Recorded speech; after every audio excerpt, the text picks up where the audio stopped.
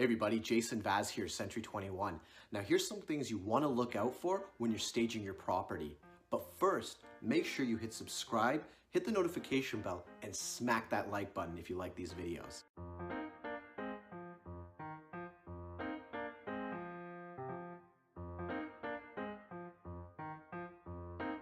So what is staging?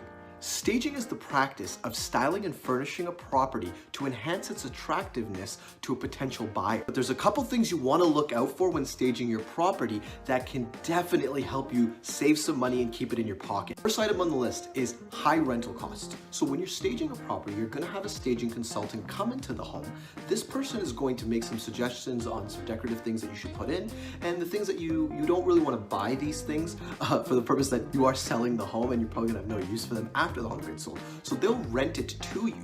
Now, you want to keep an eye on these rental costs. So for example, if a couch costs $2,000 to buy it, it shouldn't cost more than a couple hundred to rent it out for 30 days. The best way to find out what the going rate for rental items are, it's good to interview a couple stagers and then come to a conclusion after that. A stager that has abnormally high rental costs usually doesn't own their own furniture. They're renting it through a third party. And if that's the case, they have to not only pay the rental fee themselves, they got to put a markup so that they can make a profit themselves. Now, this next tip can apply to both sellers and their agents.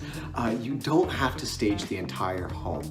Now, there are some exceptions to this rule. If you've got yourself a $7.5 million listing, you want to make it look its best, get the whole place staged. But if you're dealing with your average listing, you can usually get away with just staging the main floor. Now, you have to understand, let's go back to what the definition of staging really is. It's to enhance the appearance of the home. It is not to completely renovate the place. So we're really just trying to leave a lasting impression. And the reason why I say do the main floor is it's the first thing that buyers see when they walk in the door, and it's the last thing they see when they walk out. So you're leaving a very good first impression and a very good final impression to a potential buyer. There's no sense in wasting money in staging bedrooms if they've already got furniture. Now, if you're in a case where you've got a vacant property with no furniture in it, then yes, that'll be an exception to the rules where it would be advisable to put some beds in the bedrooms.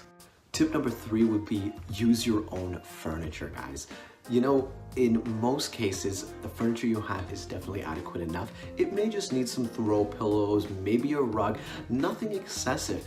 This can really help bring your rental costs down. One of the things we do for all of our sellers is get a home staging consultation done.